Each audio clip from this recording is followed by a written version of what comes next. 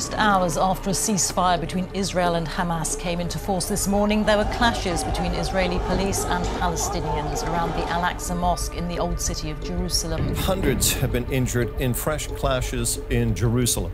Police have fired stun grenades and tear gas at stone-throwing demonstrators inside the Al-Aqsa Mosque compound. Series of confrontations here just outside the Al-Aqsa. The area is a major source of tension between Palestinians and Israelis. We have another session of violence here right in front of the Al-Aqsa compound. This is such a sensitive religious site, isn't it? And we don't forget it's a capital of Palestine. It is still under occupation. A recent order has triggered violent protests, particularly around Al-Aqsa Mosque. It is time to officially recognize Jerusalem as the capital of Israel.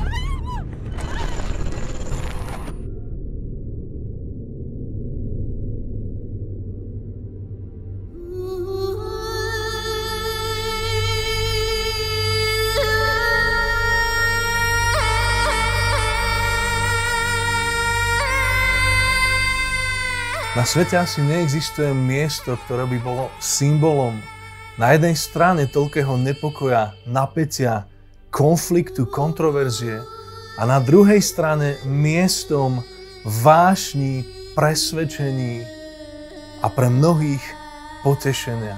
Týmto miestom je Chrámová hora v centre Jeruzalema.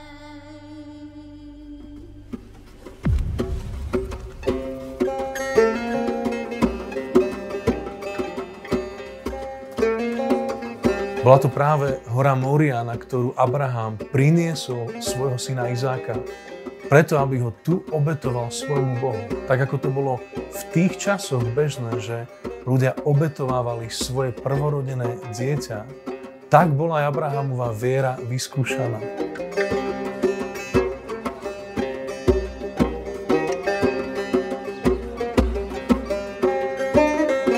Je to to isté miesto, kde mnohí veriaci kresťania veria, že sa Ježiš vráti jedného dňa späť, odkiaľ bude kráľovať z Jeruzalema celému svetu. Je to toto miesto, o ktorom moslimovia veria, že sa stalo posvätným v momente, keď Mohamed uskutočnil tú svoju nočnú cestu na oblohu, kde išiel na tzv. Vzdialené miesto Al-Aqsa, podľa ktorého potom v 7. storočí identifikovali práve Chrámovú horu, že práve to je to miesto a zapečatili si ho tou obrovskou mešitou Al-Aqsa, ktorá dnes svieti spolu so skalným domom a zlatou kupolou v centre Jeruzalema na Chrámovej hore.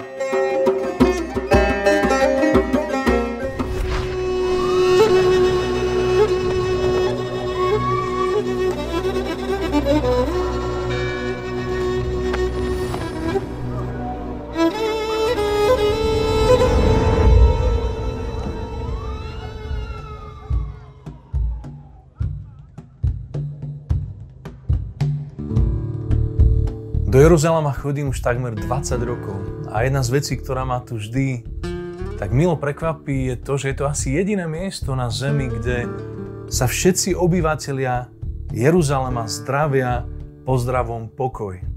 Keď sa prechádzam cez Olivovú horu, kde aj častokrát bývam, tak stretnete ľudí, ktorí vás pozdravia salam aleikum. A títo arabskí kamaráti týmto vyjadrujú ich pozdrav, keď ti prajú pokoj. Prejdete kúsok ďalej, ako keby sa úplne zmenila kultúra celého mesta. Prejdete z tej arabskej časti do židovskej a tam sa ľudia zdravia pozdravom šalom, pokoj. Ako je to možné, že mesto, kde si ľudia želajú, prajú, dokonca sa zdravia pozdravom pokoj ti, sa stalo týmto miestom obrovského nepokoja a napätia? Odpoveď verím tomu, že nachádzame už v tom, čo nám Božie slovo predpovedalo, keď sám Boh hovorí o konflikte národov, ktorý nastane a ktorý bude prebiehať práve na tomto mieste.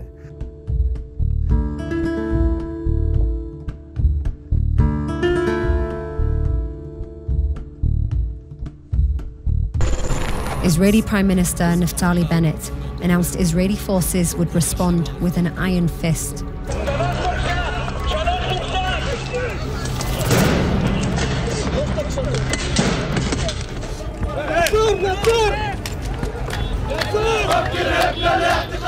They come here and occupy the place, and they want to occupy what remains of the neighborhood. I mean, we have nothing else to do, and we need to fight for our country. It's about control, not just of the holy sites, but of the land and the people who live on it. We believe Palestinians and Israelis equally deserve to live with safety and security.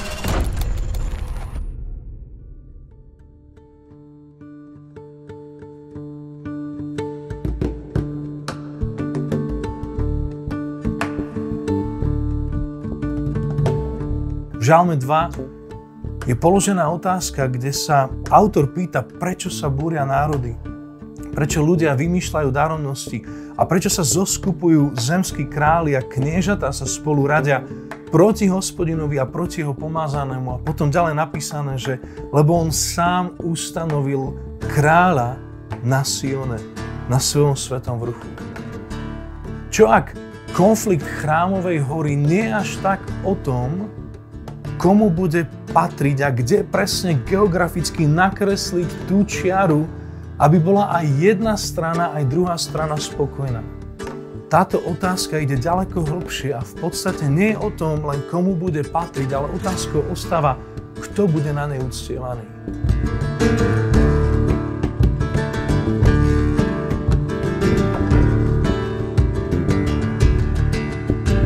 Židia, ktorí dnes prichádzajú k múru nárekov, pretože je to tým posledným kúskom z Chrámovej hory, na ktorej kedysi stál ich prvý a druhý slávny chrám.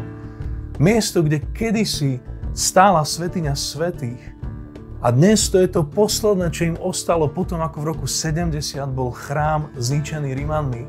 A oni tam prichádzajú v nádeji, že čoskoro by mal prísť ich Mesiáš, čoskoro by mal prísť ten, ktorý naplní toto zasľúbenie a nanovo obnoví Izrael, obnoví židovský národ. A preto chodievajú k tomuto múru a tam sa dennodenne modlia v očakávaní príchodu ich Mesiáša. Verím tomu, že nie je náhoda, že na druhej strane tejto hory máme islamské náboženstvo a máme milióny a milióny ľudí, z ktorých mnohí, obzvlášť v oblasti dnešného Iránu, veria v príchod tzv. Veľkého Mahdiho, toho posledného imáma, ten, ktorý príde, aby nastolil pokoj v čase svetového nepokoja.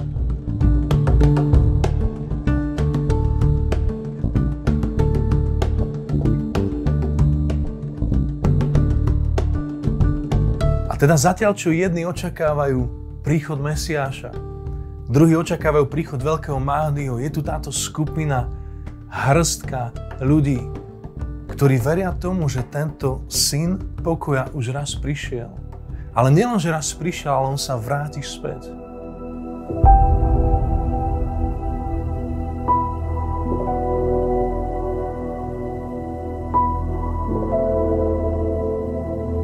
Potom, ako tento muž z Nazareta po jeho ukrižovaní a z mŕtvych staní odišiel z Olivovej hory, hore ku Otcovi, tak anjeli povedali tým učeníkom, ktorí tam čakali, že tak ako ste ho videli odchádzať, tak ho vidíte prichádzať. Keď sa jedného dňa vráti späť, jeho nohy sa dotknú Olivovej hory a odtiaľ príde ako pán a král a zasadne na trón Dávidov na Chrámovej hore v meste Jeruzalém. Neskôr Ježiš pripomína tieto slova apoštolovi Jánovi, keď mu v zjavení Jána hovorí o tom, že čoskoro sa vrátim späť. Neviem, čo to slovo čoskoro znamená pre vás, ale od toho času prešlo 2000 rokov a bolo by ľahké myslieť si, že možno prejde ďalších 3, 4, 5 tisíc rokov, ale je tu jeden silný faktor, ktorý môžeme vidieť, respektíve ktorého svedkami boli naši otcovia a starí otcovia, a to bol návrat Židov na toto územie dnešnej Judei alebo Izraela, takzvaná Alia. Alia znamená návrat Židov do ich zeme.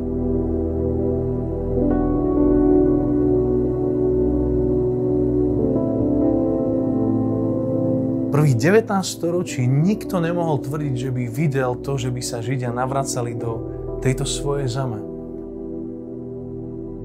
Bolo to až koncom 19. storočia a potom najmä v 20. storočí pred samotnými udalosťami holokaustu a potom ako následok holokaustu, že sa 100 000, a dnes môžeme povedať milióny Židov, vrátili na toto územie, ktoré bolo do veľkej miery opusteným území, púšťou, neobrábanou pôdou, kde žilo zopár arabských kmeňov. A toto mesto Jeruzalém, ktoré bolo dlhý čas zabudnuté. Bolo to práve tu, keď v roku 1948 bol vyhlásený štát Izrael. Niekedy ešte na začiatku 20. storočia tu bola hrstka možno 100 000 Židov. A dnes, v roku 2022, ich tu žije približne 7 miliónov. Božie slovo o tomto hovorí v Ezechielovi 36, 37, 38, že uvidíme, ako sa Židia začnú navracať do tejto zeme, ako budeme svedkami niečoho, čo bude akoby tým spúšťačom Božích hodiniek posledných časov. Mnoho ľudí sa proti tomu búri. Je nesmierne veľa konšpirácií, ktoré vznikajú ohľadom toho, prečo si títo Židia alebo sionisti vymysleli a sprisahali sa týmto spôsobom. Mimochodom, jeden z argumentov, ktorý používal aj Hitler, práve preto, aby povzbudil ten nemecký národ a poukázal na toho nepriateľa, ktorým podľa neho boli údajne Židia, ktorí sa začali sprisahávať.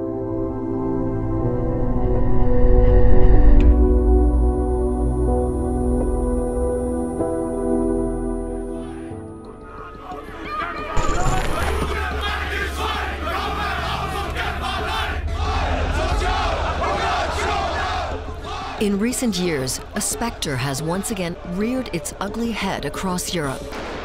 The specter of anti-Semitism.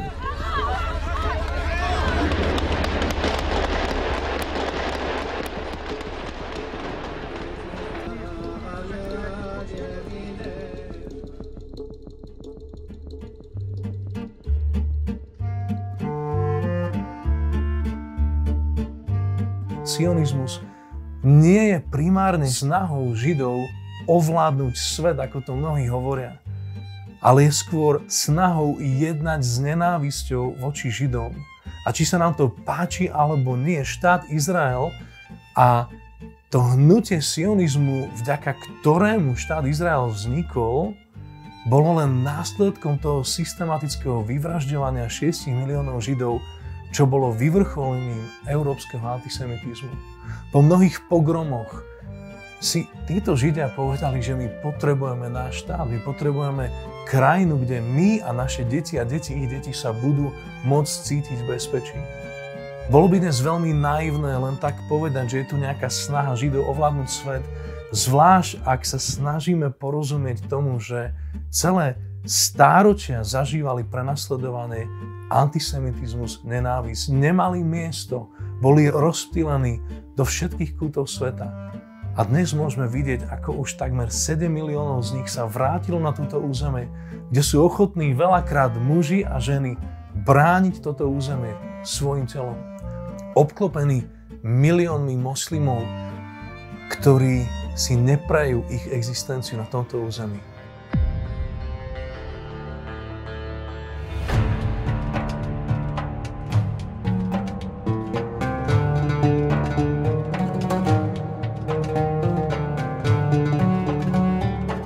Od vzniku štátu Izrael mnohí volali po vzniku palestínskeho štátu.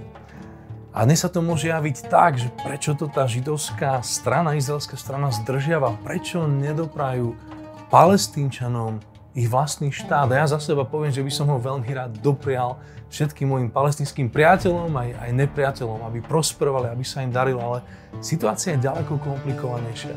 Ono totiž tento palestínsky štát a riešenie dvoch štátov bolo ponúknuté moslimom, Arabom už v tom čase, ešte v 30. rokoch pred vznikom štátu Izrael. Dokonca v 47.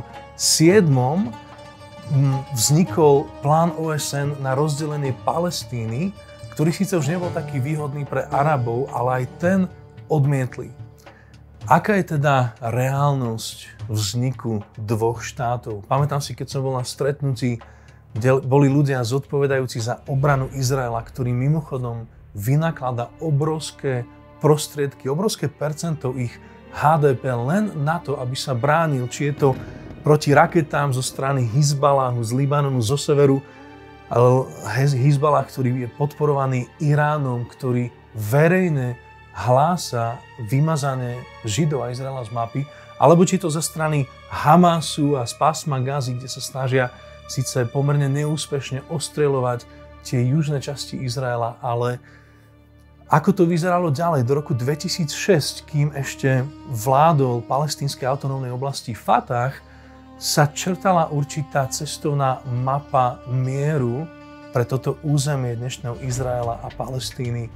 Ale potom, ako v roku 2006 zvíťazilo vo voľbách hnutie Hamas, ktoré je teroristickou organizáciou, verejne hlásajú vymazanie Izraela z mapy, otázkou ostáva, ako je možné uzavrieť dohodu o rozdelení, teda či už západného brehu, rozdelení území. Ako by ste takúto dohodu uzavreli vy? Povedzme, keby ste vy mali dať čas vášho domu na bývanie niekomu inému, kto vám pri podpise zmluvy povie a dá si ako jednu z podmienok, predtým než podpíše zmluvu, to, že teda budeme tu bývať vedľa seba, ale jedna z prvých vecí, ktorú spravím, je to, že teba zabijem, tvoje veci vysťahujem preč. Asi by ste sa s takým niekým nedohodli. Preto otázka nie je až tak na strane Izraela, či je Izrael ochotný. Izrael je ochotný a dlhodobo túto možnosť ponúka. Otázka je na strane palestínskej, či oni sú ochotní rešpektovať samotnú prítomnosť Židov na tomto území. Z tých snách, ktoré sa doposiaľ vždy stroskotali, sa javí, že nie. Javí sa, že buď si zoberieme všetko, alebo nič.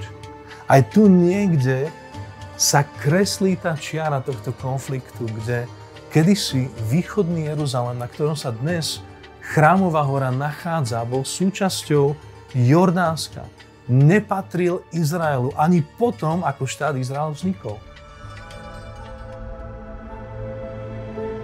Bolo to až v roku 1967 po tzv. 6-dňovej vojne, zatiaľ čo sa ešte len Židia tu udomácňovali, začali budovať ekonomiku, boli jedného dňa napadnutí všetkými okolitými národmi, ale počas 6 dní a mnohí odborníci, neveriaci sa vyjadrujú, že to musel byť zázrak na strane Izraela. Sa Izraelu podarilo nielen zabrániť týmto útokom okolitých krajín, ale dokonca si zobrali niektoré ďalšie časti ich území, aby posilnili svoju obranu. Či to boli Golánske výšiny, či to bolo smerom na sever k Libanonu, napríklad, či to bola práve aj Chrámová hora a východný Jeruzalém. A preto dnes, keď Palestínčania volajú po palestínskom štáte, buďte si istí, že oni si Chrámovú horu a východný Jeruzalém, kde sa nachádza to historické centrum Jeruzalema, zobrať nenechajú.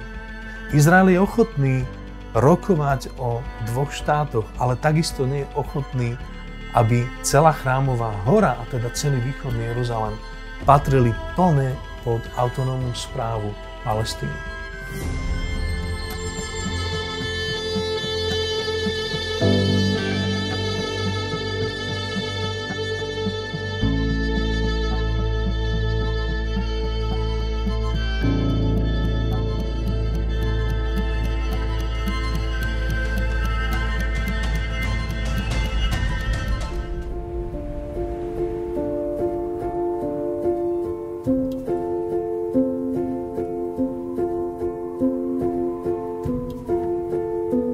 Otázkou teda je, ako sa tento konflikt vyrieši.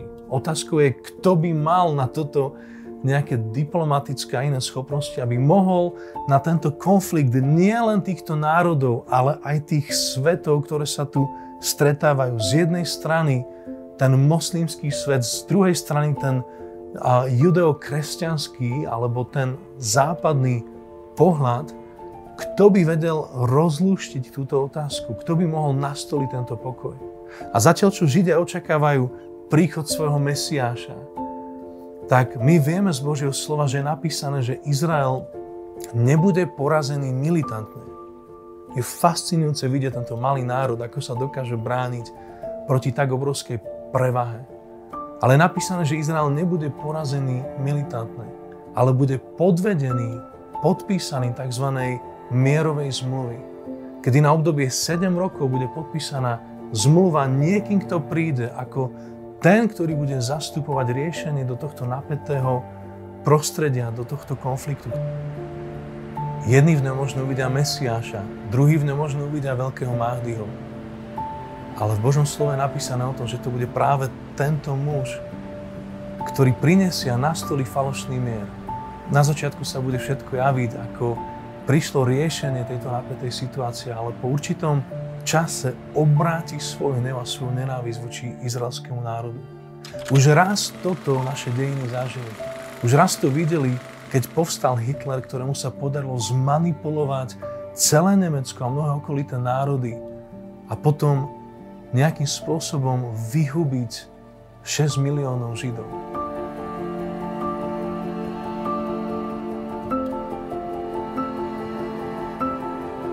Tu však hovoríme o niekom, kto príde, kto sa bude javiť ako to riešenie, na ktoré tento svet čaká. Nastolí falošný mier, ale počase sa obráti proti židovskému národu.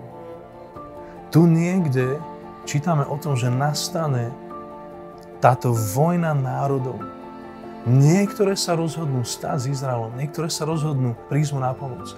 Iní sa rozhodnú pridať sa k tým, ako je to dnes populárne, ktorí budú ukazovať prstom, budú šíriť konšpiráciu o veľkom židovskom sprísahaní a ktorí, možno ani nevediac, pripravia cestu na to, aby židovský národ mohol zažiť ďalšie prenasledovanie vo svojej vlastnej zemi.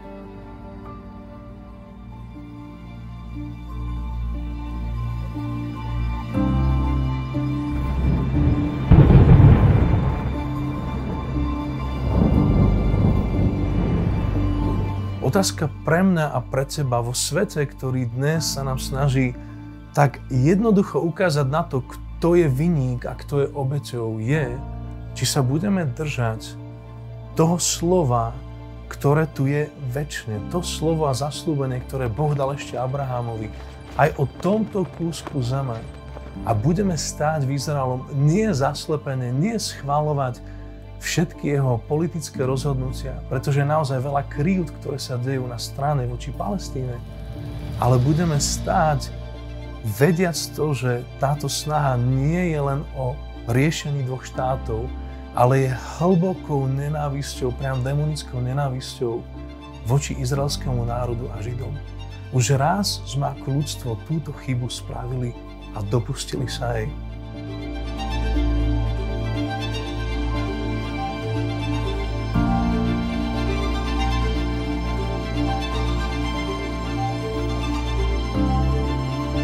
Momentálne Izrael zažíva rozkvet. Takmer polovica židovskej populácie sa už vrátila sem na dnešné územie Izraela a pre väčšinu nás, Európanov, je ľahké prijať Izraelu ich vlastnú krajinu, prijať im ich vlastnú demokraciu, ich vlastný štát, obzvlášť po tom, čo sme boli svedkami v Európe, keď sa odohrával holokaust. Jedného dňa však príde čas, kedy tento konflikt bude ešte intenzívnejší.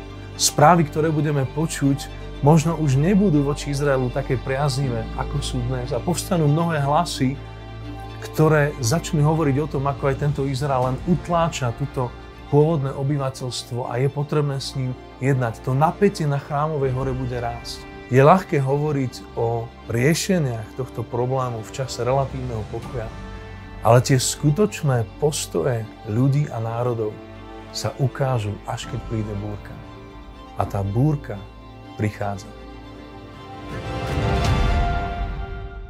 But we begin with breaking news out of occupied East Jerusalem, where Israeli forces have stormed the Al-Aqsa Israeli Mosque. police clash with Palestinian worshippers at the Al-Aqsa Mosque in Jerusalem. Israeli police clashed with Muslim worshippers as they stormed Jerusalem's Al-Aqsa Mosque overnight. Tonight, a frenzy of violence at one of Jerusalem's holiest sites, threatening to ignite the region.